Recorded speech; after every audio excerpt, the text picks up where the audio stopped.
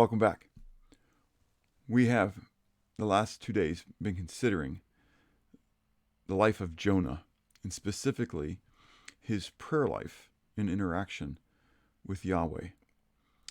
The last 2 days we considered chapter 1, how Jonah, the wayward prophet, fled from Yahweh, fled from desiring to perform the will of Yahweh, because he didn't want to take the message of Yahweh to the people of Assyria, specifically the chief city of Nineveh, and went to flee to Tarshish, which is probably in Spain, so was going the complete opposite way, trying to go to the other side of the Mediterranean Sea.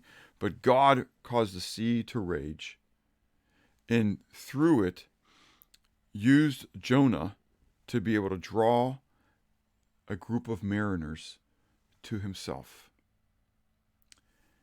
in the end of which they threw Jonah into the sea according to the will of God, and watched the seas become calm. End of the story for the mariners from our perspective. Continuation of the story from the perspective of Jonah, because now Jonah is cast into the sea. We pick up his account in chapter 2. Then Jonah prayed to Yahweh, his God, from the fish's belly. And he said, I cried out to Yahweh because of my affliction, and he answered me. Out of the belly of Sheol I cried, and you heard my voice. For you cast me into the deep, into the heart of the seas, and the floods surrounded me. All your billows and your waves passed over me. Then I said, I have been cast out of your sight, yet I will look again toward your holy temple. The waters surrounded me, even to my soul. The deep closed around me. Weeds were wrapped around my head. I went down to the moorings of the mountains. The earth with its bars closed behind me forever. Yet you have brought up my life from the pit, O Yahweh my God. When my soul fainted within me, I remembered Yahweh, and my prayer went up to you into your holy temple. Those who regard worthless idols forsake their own mercy. But I will sacrifice to you with the voice of thanksgiving.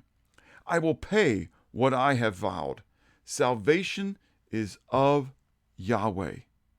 So Yahweh spoke to the fish, and it vomited Jonah onto dry ground.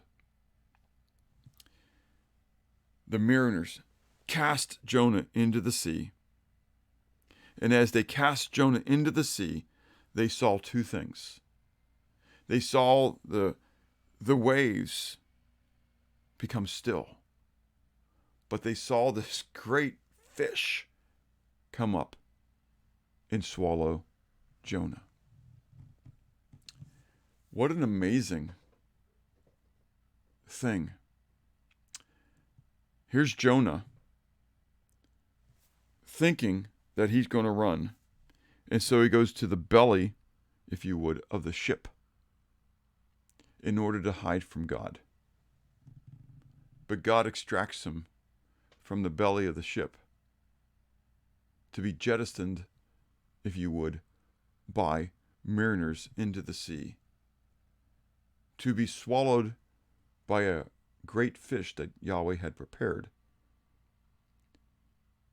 for him then to be hidden, if you would, in the belly of the fish, to be eventually vomited or jettisoned back onto the dry land in order for him to be able to begin the process again of becoming obedient to the will of God in his life. But sadly, Jonah had to learn again the hard way, as we many times have to learn. Yahweh many times needs to bring affliction or chastisement into our life in order to get our attention, in order to prod us to do those things which he has called for us to do. David declared in Psalm 100, or in Psalm 119, beginning of verse 64, "The earth, O Yahweh, is full of your chesed, your mercy. Teach me your statutes.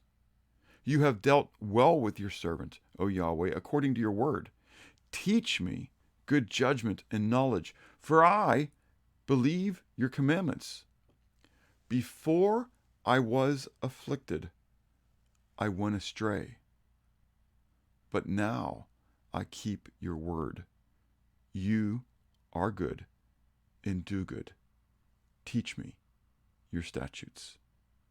And then in verse 71, "It is good for me that I have been afflicted, that I may learn your statutes." David wanted to learn from Yahweh. Yahweh knew that. He knew his heart. As his child, as one of his chasadim, one of his chosen ones, Yahweh brought affliction into the life of David to bring him back into repentance and into a right relationship with him. And David realized the beautiful work of the affliction in his life. That Yahweh, as we read in the book of Proverbs and then declared again in the book of Hebrews, chapter 12, beginning of verse 5, "And you have forgotten the exhortation which speaks to you as to sons. My son, do not despise the chastening of Yahweh, nor be discouraged when you are rebuked by him. For whom Yahweh loves, he chastens, and he scourges every son whom he receives.